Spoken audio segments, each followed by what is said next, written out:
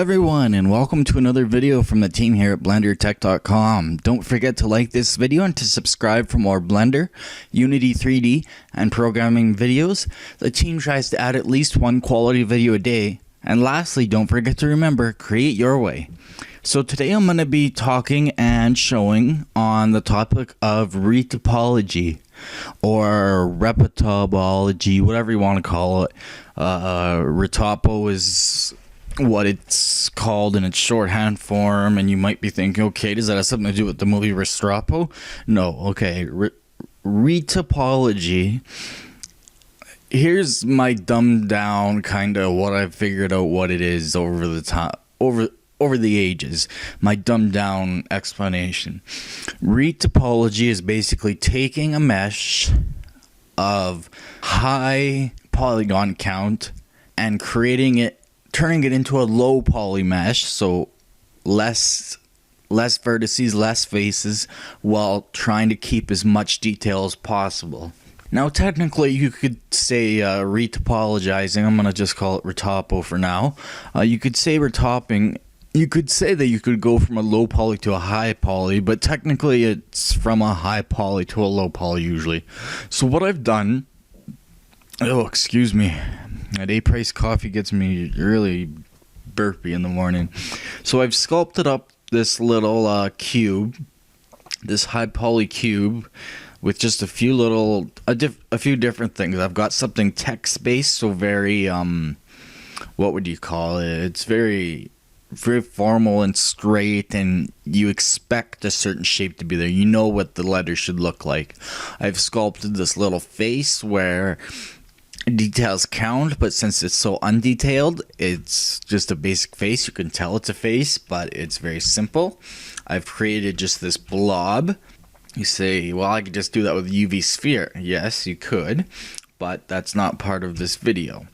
And I've created this little, I don't know what you'd call it, but it has these flat faces, so that's going to bring up an extra little bit about coming from a flat to a curved area. I've created these two little strips, kind of illustrates the same point. That one's just going to show when something's very smoothed out. And on top, I've created basically just a landscape. So if you were creating a landscape in Blender for a video game, you would do something like this, and then you might retopologize it to make it lower poly so that it takes up less power in your video game to compute it. So we are going to go from this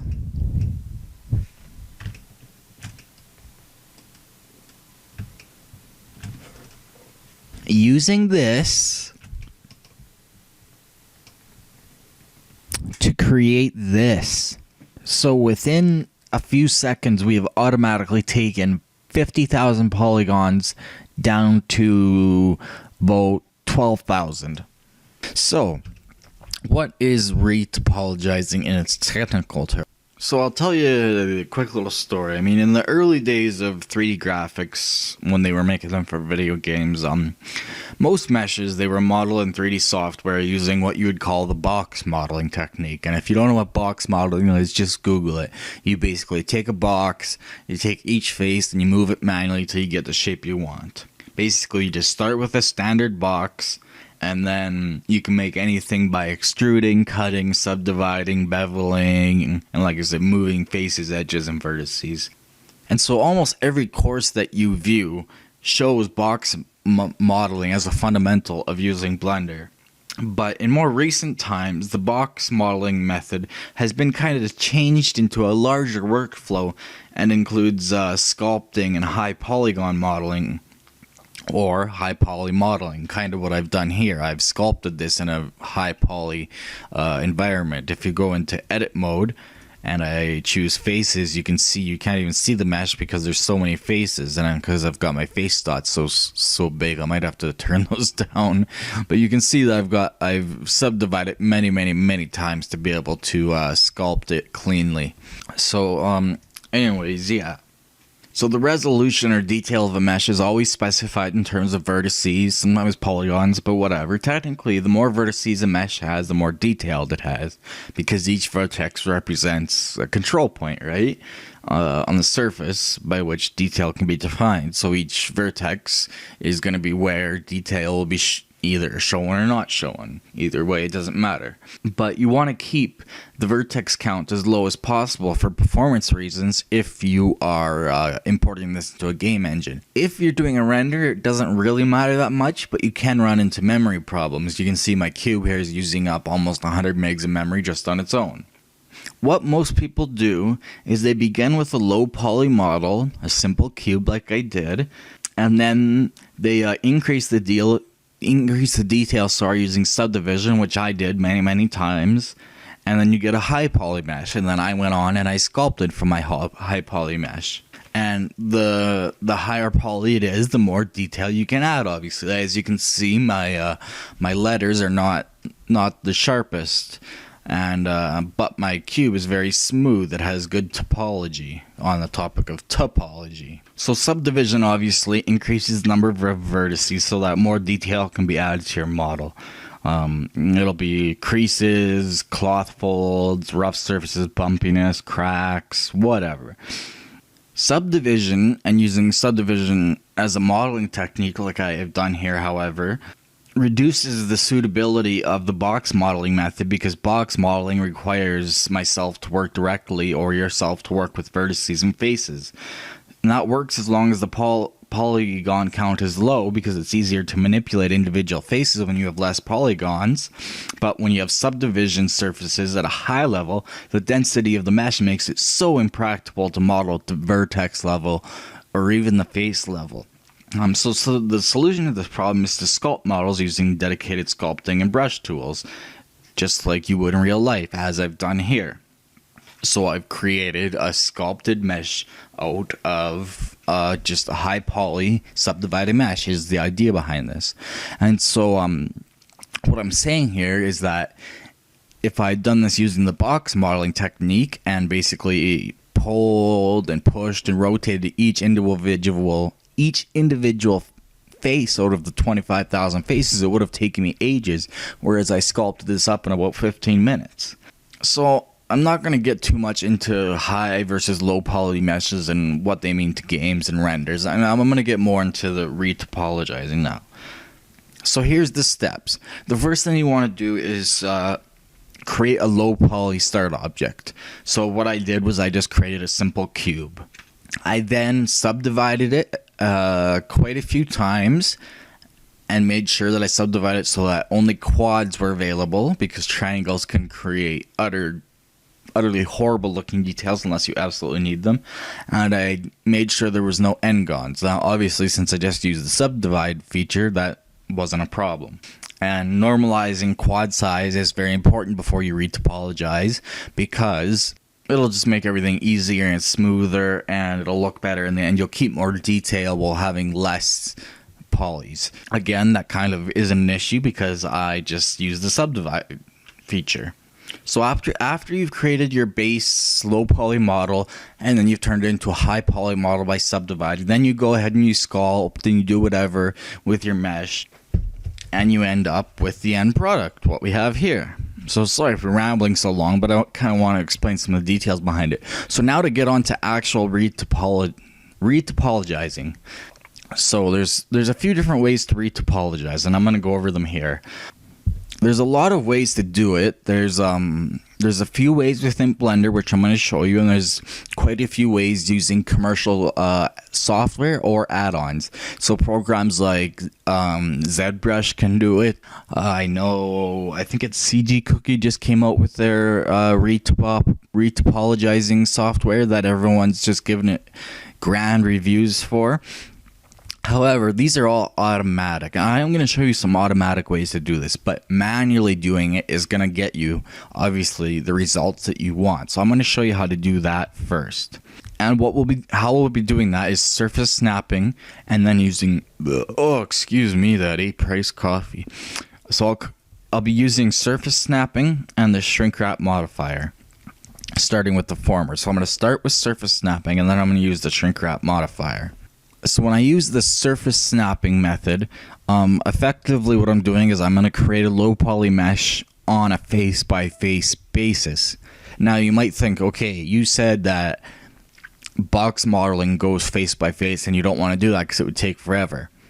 I'm not going to go face-by-face per se, but I'm going to retopologize on a face going face-by-face. So one face is going to cover up a section of my mesh. It'll make more sense once I start actually doing it. So the first thing that you do is move to orthographic view of your mesh, or at least this is what I suggest. So I'm going to start with the front view where I've got my letters, my Blender text sculpted, and you can see it's not sculpted out not sculpted out very far, but it is sculpted nonetheless, and you can see the faces there.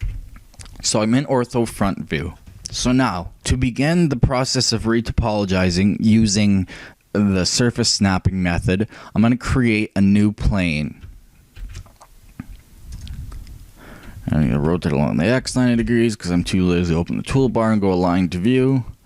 I need to grab it along the Y a little bit. I need to bring it this way. Alright, so you need to decide what size do I want my faces to be. If I go back to the original box size, basically, I'm going to lose all my details, as it might make sense. I'm going to take all my details and try to turn them into this plane. That's not going to work. You're going to lose all your details. So you've got to decide what is the smallest, or what is the biggest size, I guess, you can get by with while still keeping details. So in the case of my letters here, I think I'm going to choose about half the width of the letters, of the tech, because this is gonna really show the difference between the Blender, which is small and really high detail, and the tech, which is bigger detail, less detailed, but sculpted much larger. So I'm gonna use about half the width of a letter. So something about like that, I think, should work pretty good. So that is going to be how we're going to retopologize our mesh with this single plane here. So I'm just going to stick it on the edge of the T here. So to get prepared for the retopologizing process, as I said, we're going to have to enable surface snapping. And that way, every time you move a vertex in the low poly mesh, it will snap or automatically move, as in the case of our plane here, to the nearest point on the underlying high poly surface. So you know what snapping is. You just might not have used surface snapping before. So this is going to enable us to build a low poly mesh face by face that automatically conforms in 3D dimensions to the high poly mesh that we have here, giving us the best low poly approximation of the original. So to enable surface snapping, this is what you do. You want snapping on continuously, so hit the magnet button instead of just holding down control this time. And then choose face, so we're now snapping to faces automatically. And we do this because we want it to conform to the faces of our high poly mesh. And then we want to choose active. That way it'll be snapping to the active or selected element. And now the last option you want to enable is the project individual elements on the surface of other objects. This allows the snapping process to take effect between multiple and separate meshes, meaning you can snap the vertices of the low poly mesh, or our plane, to the faces of the high poly mesh. So our surface snapping options are set up. Everything's in place for our retopologization session. So now to actually get going, with our plane selected, let's go into edit mode. And again, make sure you're still in orthographic view. That's going to be very important. So what we're going to be doing is we're going to be using this plane, and we're going to use the box modeling technique now. You know, such stuff as extruding and scaling and stuff like that, to create additional polygons. So let's get started. So like I said, I'm going to start somewhere in the corner of the T there. Now, first of all, I'm going to make sure that it's snapped to the surface by just hitting G. And as you can see, see how it's now conforming to the detail of this T here? So you can see kind of how the retopologizing process works already. Actually, maybe I'll start a little bit over, just so that we get the whole... Maybe I'll make this square a little bit bigger, just so that we can see the whole character here. So yeah, what I'm going to do is basically just going to take these edges here, and I'm just going to extrude them. And I'm basically just going to keep doing that using the box modeling technique. So I might time lapse this.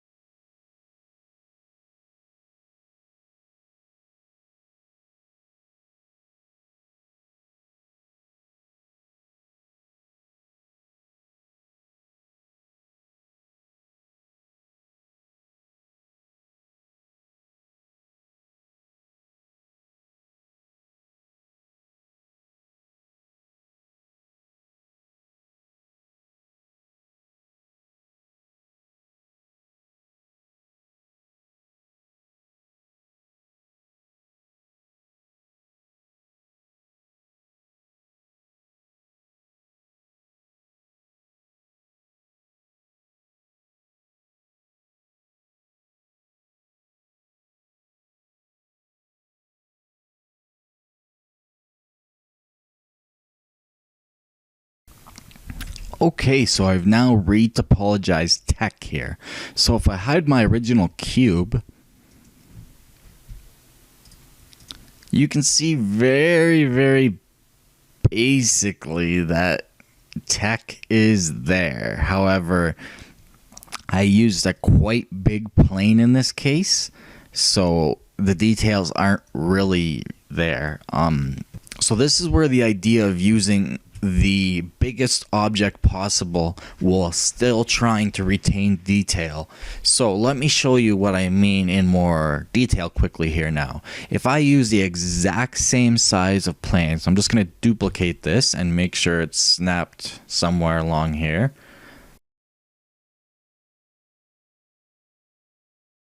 You will now see that the B is more or less completely lost. There's a few little variations in the surface here, but yeah, it's basically lost. So that's why if you went and instead of doing that, you scaled this down,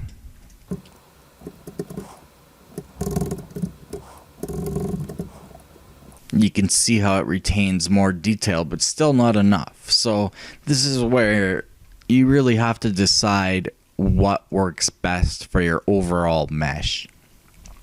So yeah, I'm going to just leave that there. That just explains these two things. I'm going to move on to...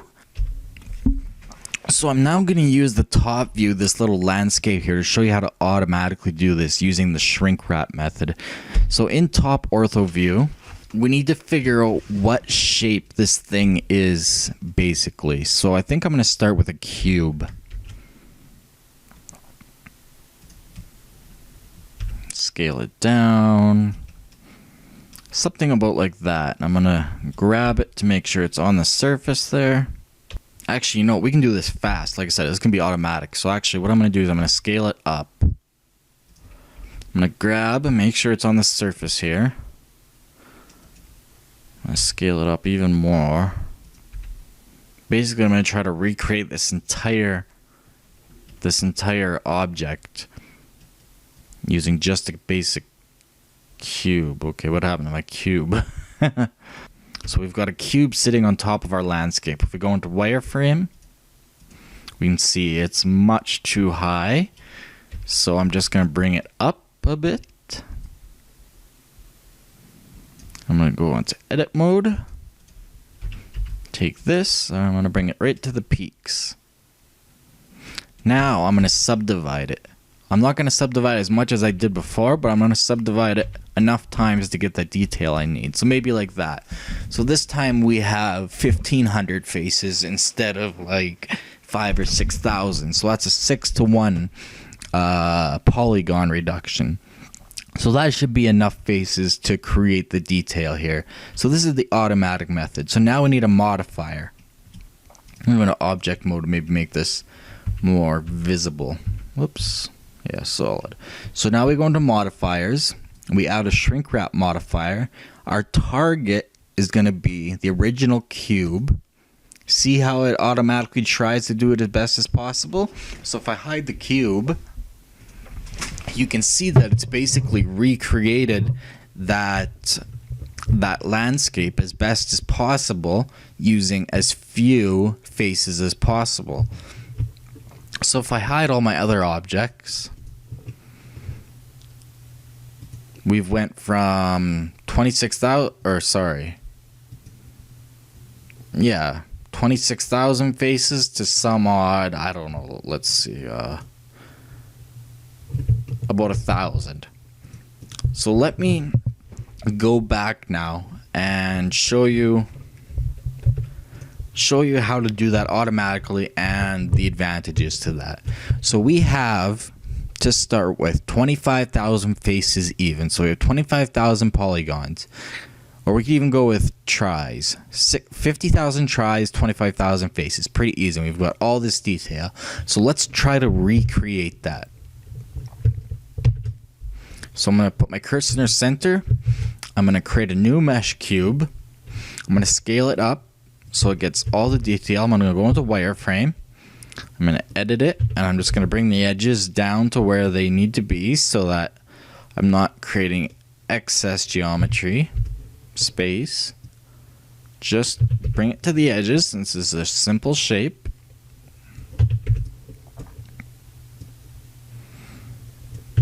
Now I'm going to subdivide, or I'm going to go into all views and make sure that's correct, actually. Sorry. Otherwise we'd get a mess. So make sure everything's in the right proportions in all views. Make sure that it surrounds your mesh properly.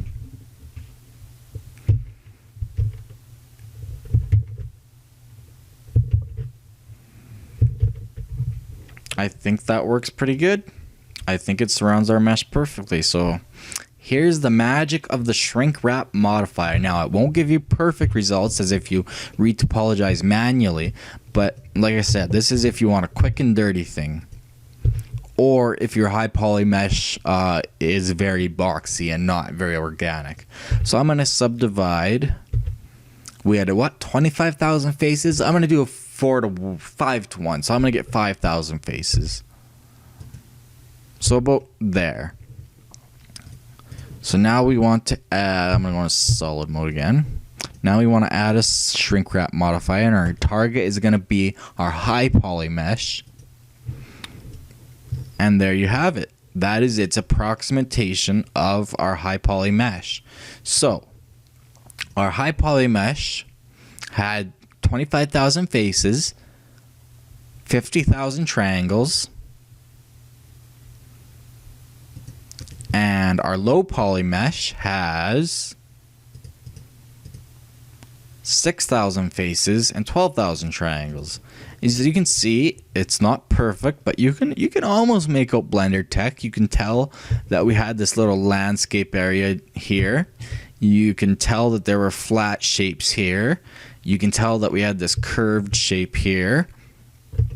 And see how in some places it really keeps the detail great, but in other places it doesn't. The face, it worked great. It really retopologized that well. The bottom, it retopologized nearly perfectly. And yeah, so you might have to go in and do some editing, but basically, it does a pretty darn good job. Now, the only problem is it's going to leave you with triangles and n-gons. If I applied this, like, you can see where the triangles are and such. So that's where manual retopologization is best. But if you just want a quick and dirty job, shrink wrap modifier is the way to go. You can use an offset that will offset the size. So I don't know where you would use this, but it is obviously an option that can increase or decrease kind of the detail almost. And there's different modes here that give you slightly different results depending on your high poly mesh and depending on your low poly mesh. And you can see that this project thing creates this weird mesh, which actually has a lot more detail, but I don't even know how to use it properly, to be honest. You might have to experiment with that. But yeah, the shrinkwrap modifier can be useful, but retopologization by hand is the best way. So there's one last way to do this that is also very, very quick and very, very easy and can lead to better results than shrinkwrap. So all you do is you add a modifier called Decimate. Now here's the options. So our original face count is 24,576. I'm just going to say 25,000. So we'll start with collapse. So the ratio 1 means we have all our faces. Ratio of 0 means we basically have none of our faces. We have a triangle. So you basically choose the lowest ratio that you can. It's a little bit slow because I have so many faces that you can before you start losing detail. So you can see I'm starting to lose a little bit of detail, and there it starts to go. So I'd say right there, if I smooth shade that, that is a really, really good approximation of what I had. So we had 25,000 faces. We're now down to 3,000. And if you wanted to keep, say, these letter details in here, we could up the ratio a little bit. Basically, you can start at the beginning, and you can keep 90% of your detail. We had 25. Let's half it. Let's go 0.5 exactly. So we have half the number of faces. Triangulate makes it worse. We have half the number of faces, and we've kept basically 90% of our detail. For example, this little twisted sphere we had here, exactly the same. This little landscape on top, exactly the same. The face, exactly the same. The bottom, exactly the same. Blender Tech, since it's very, very, very detailed, yeah, it's there, but it's got a few little artifacts now, but the tech is perfect. So next up is unsubdivide. Just as you would subdivide something, this unsubdivides it to the power of 2. I believe. Anyways, so how this works is you just create iterations. So again, we're starting with 25,000 faces, and each iteration cuts it in half. So as you can see, it does a completely different thing since we started with cube, but you can see that basically we have the same effect. It just does it a completely different way. If I shade smooth, you get a better idea of kind of how it works. But yeah, each iteration just cuts it in half. So we have 6,000 faces, so like almost basically like a fifth of what we started with, and we still have all the details there, more or less. And if we go one more time down to 3,000, we still have the basic shapes there. You can still basically make out most of everything. So again, especially if I shade smooth. And we have, like I said, 3 from 25. That's like nearly that's under 1/8 of the original face count. So yeah, that's another good way to go. And then lastly, planar. So this says any edge or face or vertice, any edge or face that is over this angle, basically get rid of it. So if we go 90 degrees, oh, this is going to really slow down because it's got to do calculation. Or if we go 0 degrees, it's not going to do anything. We still have the original face count of 25,000 faces. If we choose 90 degrees, anything that's a complete 90-degree angle will get decimated. It will get turned into one whole thing. So you can see, yeah, that's not the way to go. So we choose 45. We get some of the shapes in there, and we've turned 25,000 faces into 100, but it's really quite off. So let's divide it again down to about 22. So we've now taken 25,000 faces and turned it into 533, and you can almost make out Blender. Tech is perfect. This is perfect. The landscape's pretty good. It's a little flat. The sphere is a little flat, but it's pretty good. The bottom is more or less there, and the face is more or less there. And then if we cut it down again to 11, we've now turned 25,000 faces into 1,700, and all our details are there. I would say 99% perfectly. So, oh, my stupid brakes. So, Planar is actually my favorite. It gives you the most control over automatic retopolization. So as you can see, you can very finely tune this to get the least number of faces with the right number of detail. Maybe about 14 or 15 degrees it looks will be my best bet.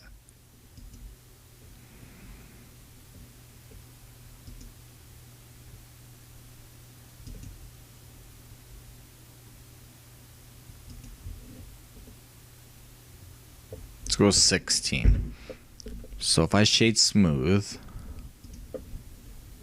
okay, bad idea. So you can see anyways that we've taken 25,000 faces and we've turned it into 1,000 faces. So it is 5% of the original polygon count, and other than a few artifacts that I would need to fix here and there, we basically have the original shape still. So this is after 1,000 faces, before 25,000 faces. Not that much difference, really, when you think about it. If you're going to make low poly, yeah, that really makes a difference. And then if I go and I apply this, yeah, huge reduction in the number of faces. So yeah, that is all there is to it. But obviously, manually doing it is still your best option. You're going to get the best result. You can do everything exactly as you want it. But using planar degrees in the Decimate feature, I believe, allows you the most control if you're doing it, if you want to do it automatically and quick and dirty. So I hope you've learned something from this. Thanks for watching from the team here at blendertech.com. Again, that's blendertek.com. If you enjoyed this video and learned something, please like it, and don't forget to subscribe for more Blender, Unity 3D, and programming videos. We now offer hard copies of our videos, so if you'd like a copy to download on your computer to watch later, just let us know and we'll upload it to our server, and then you can watch it in the media player of your choice at any time. If you disliked this video for some reason, or if we got something wrong, please leave a comment or email the team at info@blendertech.com about what you did not like. We also take requests for tutorials, so let us know what you want or want more content of. See you next time, and remember, create your way.